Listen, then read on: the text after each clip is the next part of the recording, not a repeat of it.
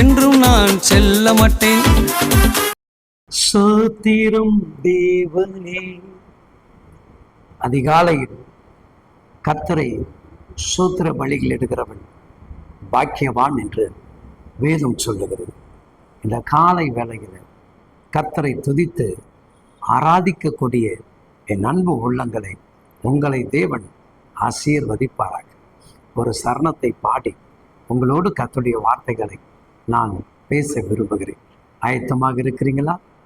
தேவ பிள்ளைகள் ஒவ்வொருவரும் கிறிஸ்துவை நீங்கள் மகிமைப்படுத்த வேண்டும். இது ஆத்தும அறுவடை ஊழியத்தினுடைய ஒரு பாடல். அதில் ஒரு சரணத்தை மட்டும் நான் உங்களோடு கூட பாட விரும்புகிறேன். சோத்திரம் தேவா, சோத்திரம் தேவா, சோத்திரம் தேவா, சோத்திரமே. சோத்திரம் தேவா, சோத்திரம் தேவா, சோத்திரம் தேவா, சோத்திரமே. சோத்திரம் சொல்லி சொல்லி பாடிடுவோம், தூயவரை உம்மை துதித்திடுவோம். சோத்திரம் சொல்லி சொல்லி பாடிடுவோம், தூயவரை உம்மை துதித்திடுவோம்.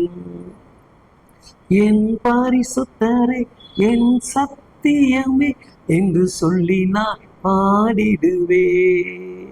என் பரிசுத்தரே, என் சத்தியமே என்று சொல்லி நான் பாடிடுவே. சோத்திரமே, சோத்திரமே, சோத்திரமே, தேவ சோத்திரமே. ஆமென். அன்பு தெய்வ பிள்ளைகளை, அவர் சத்திய தெய்வ வார்த்தை, அவர் பரிசுத்தம் உள்ளவர்.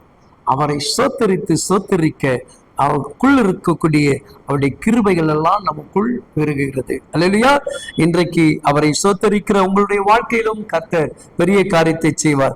சங்கீதம் 15:3 வசனங்கள் அழகாக சொல்லுகிறது. நம்முடைய தேவன் பரலோகத்தில் இருக்கிறார், தமக்கு சித்தமானதை யாவற்றையும் செய்கிறார். உன் வாழ்க்கையிலும் என் வாழ்க்கையிலும் இப்பொழுது அவர் தமக்கு சித்தமானதை செய்ய தொடங்கி இருக்கிறார். அல்லேலூயா. இந்த நாள், இந்த வருடங்கள் முடிய போகக்கூடிய நல்ல மாதத்துக்குள் நீங்கள் கடந்து கொண்டிருக்கிறீங்க. கடந்த 11 மாதங்கள் நடத்தின தேவன் இந்த 12வது மாதத்துல கிட்டத்தட்ட 15 நாளுக்கு மேல் தேவன் நம்மை நடத்தி கொண்டு வந்துட்டாரு.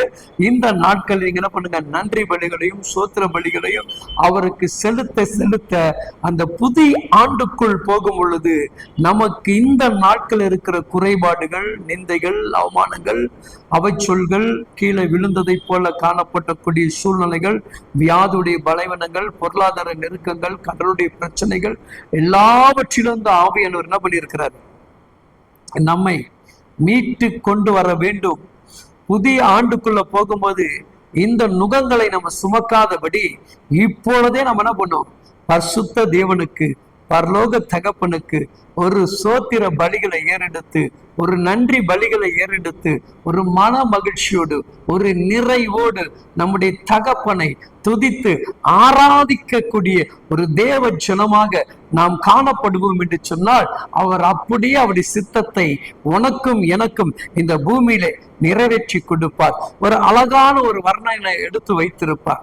எப்படி என் பிள்ளையை வாழ வைக்க வேண்டும், எப்படி என் பிள்ளையை சேஃபாக பாதுகாக்க வேண்டும், என் பிள்ளையை கொண்டு யாருக்கெல்லாம் என் வார்த்தையை சொல்வதற்கு என் மகனை மகளை நான் உருவாக்க வேண்டும், அந்த குடும்பத்தில என் பிள்ளைகளை அவர்களை எப்படி வாழ வைக்க வேண்டும், அந்த பிள்ளைகளுக்கு உண்டானவர்களே சண்டை கிளாஸிலோ, துதி பாடலிலோ, ஊழியங்களிலோ, மியூசிக்கிலோ எவைகளிலோ உருவாக்க வேண்டும் என்று சொல்லி அழகாக நம்மை படைத்த தேவன் டைம் போட்டு நம்மளை உருவாக்கி வச்சிருக்கிறார். அந்த சித்தத்தை அவர் நிறைவேற்றுவதற்காக நாம் செய்யக்கூடிய மிகப்பெரிய பணி என்ன தெரியுங்களா? அவர் செய்ததை, அவர் நன்மை செய்திருந்தாலும் சரி, அவர் மூலமாக சில காரியங்கள் நீங்கள் தீமை அடைந்திருந்தாலும் சரி, எவைகள் இருந்தாலும் அதை அனைத்துக்கும் என் தேவன் எதை எனக்கு செய்தாலும் நன்மை கொண்டுதான் செய்வார். அவர் செய்கிற காரியங்கள் என்னுடைய எதிர்பார்ப்புக்காகவோ என்னுடைய வாழ்க்கைக்காகவோ என் குடும்பத்திற்காகவும் மட்டுமே என் தேவன் இப்படிப்பட்ட சூழ்நிலைகளை செய்வார் என்கின்ற நம்பிக்கை தேவனை அறிந்து தேவனை சோத்தரிக்கக்கூடிய ஒவ்வொரு தேவ பிள்ளைகள் நீங்கள் அறிந்து கொள்ள வேண்டும். வரக்கூடிய ஆண்டில தேவ சித்தங்கள் நம்முடைய வாழ்க்கையில் பூரணமாக நிறைவேற்றப்பட வேண்டும். அதற்கு இப்பொழுதே ஒரு அர்ப்பணிப்பு, ஒரு ஆரம்ப ஜெபம், ஒரு கர்த்தரிடத்தில் நேரங்களை செலவிட்டு முழு பாரத்தோடு அவருடைய சமூகத்தில் இருந்து நீங்கள் செபிக்கிறவர்களாக துதிக்கிறவர்களாக உங்களை உருவாக்கி கொள்ளுங்கள்.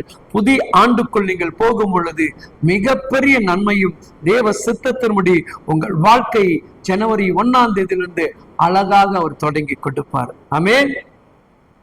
செய்வீங்களா? கர்த்தர் கூட இருந்து பெரிய காரியத்தை செய்வாராக. ஆமென்.